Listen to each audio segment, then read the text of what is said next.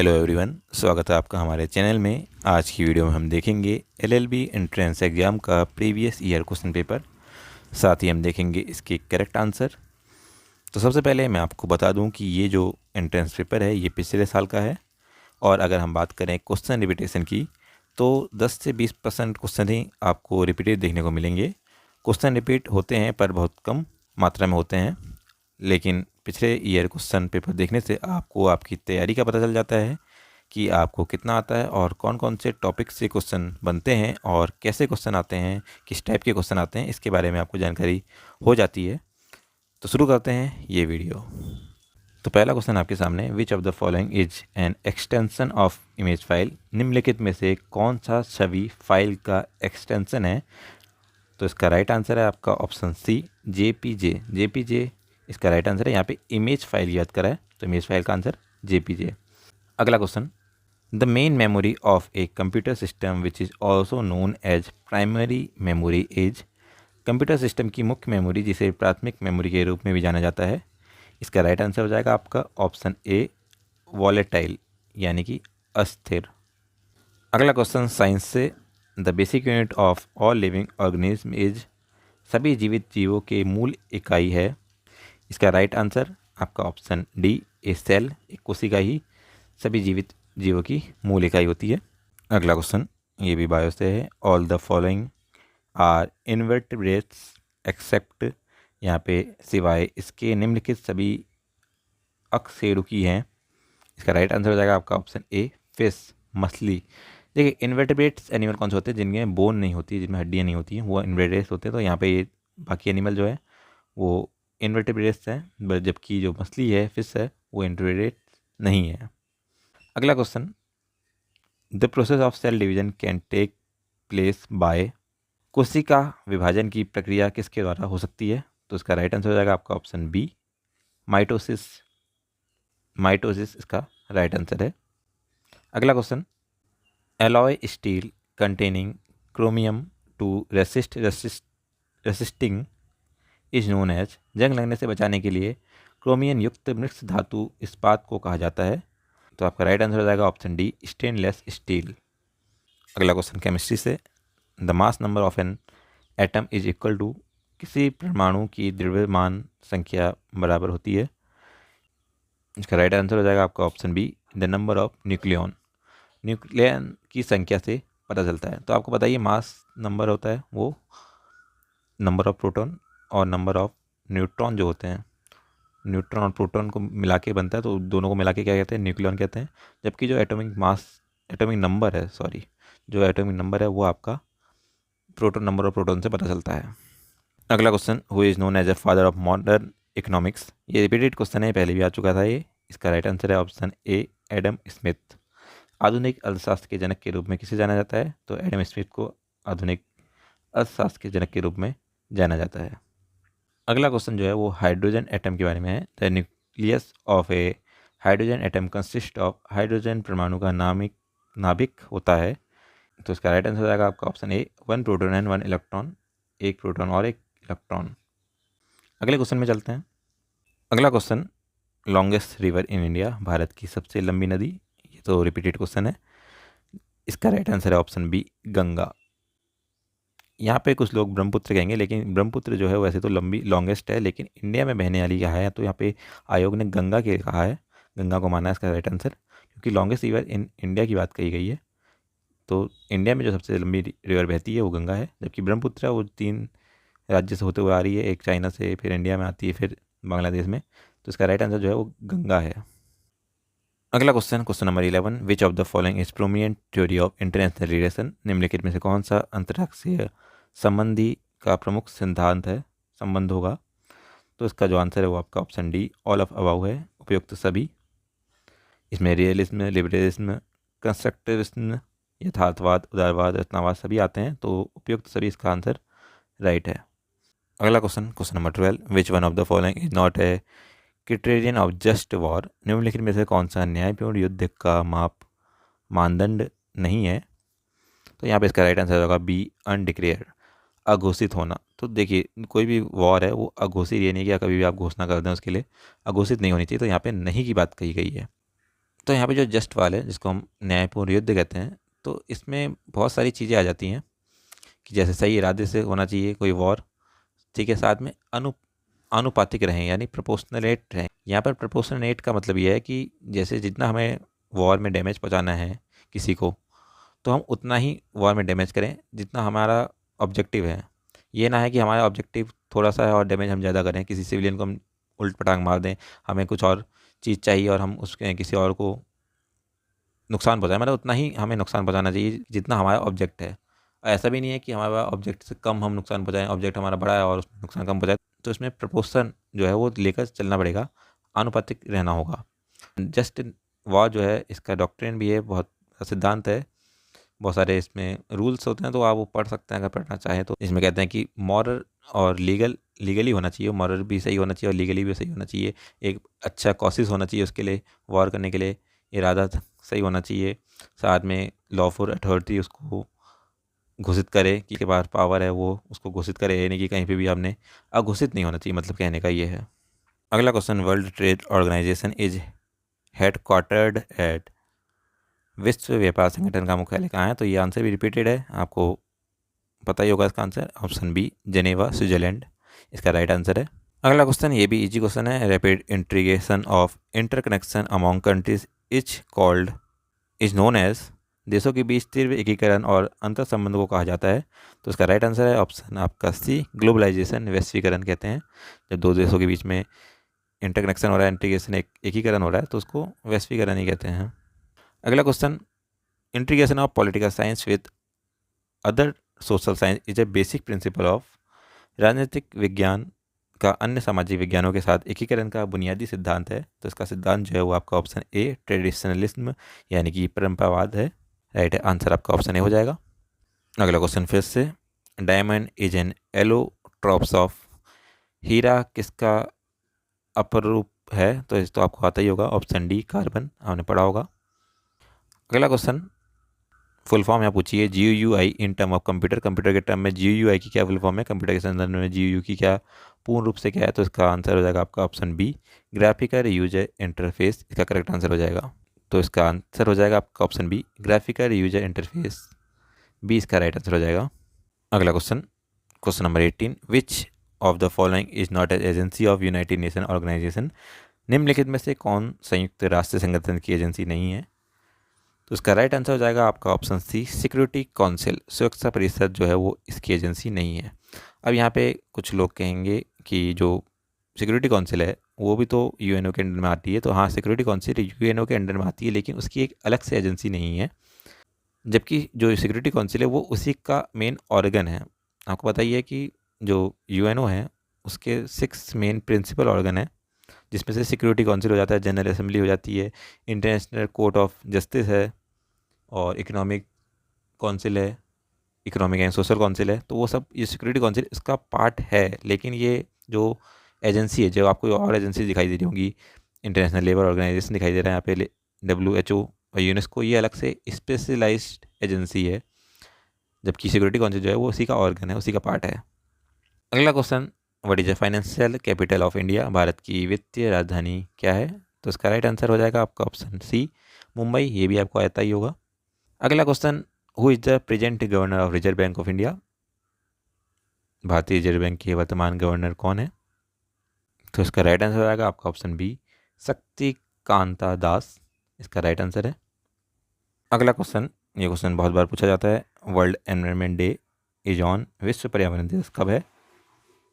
Right answer है आपका option C, 5 जून को मनाया जाता है वर्ल्ड एनवायरनमेंट डे। अगला question, question number 22, ILO stand for, ILO का अर्थ है, इसका राइट आंसर हो जाएगा आपका option A, international labour organization. तो ये जो आपको क्वेश्चन दिखाई दे रहे हैं, ILO हो गए, फादर ऑफ मॉडर्न इकोनॉमिक्स हो गए, और गवर्नर हो गए RBI के, एनवायरनमेंट डे वाले क्वेश्चन हो गए, ये सारे क्वेश्चन मैंने पिछले बार जो इंपॉर्टेंट क्वेश्चन की वीडियो थी उसमें मैंने कराए थे, और वही क्वेश्चन यहाँ पे आपको देखने को मिल रहे हैं। इसके बाद चीफ जस्टिस वाला क्वेश्चन है, वो भी मैंने पिछले बार बताया था। हालांकि जो पिछली बार की सीरीज़ थी उसमें हमने कम क्वेश्चन यहाँ पे आपको कराए थे, इंपॉर्टेंट क्वेश्चन। इस बार हम कोशिश करेंगे कि ज़्यादा से ज़्यादा क्वेश्चन आपको इंपॉर्टेंट कराएं, जिससे आपकी प्रैक्टिस हो सके, प्रिपरेशन हो सके सही तरीके से। तो इस बार हम इंपॉर्टेंट क्वेश्चन की सीरीज़ लेकर आएंगे दोबारा से। तो उसके लिए आप चैनल को सब्सक्राइब कीजिएगा। अगला question, is the current chief justice of India. तो उस समय जो करंट चीफ जस्टिस थे, वर्तमान मुख्य न्यायाधीश थे उस समय, तो वो थे JDY चंद्रचूड़। ऑप्शन ए इसका राइट आंसर था।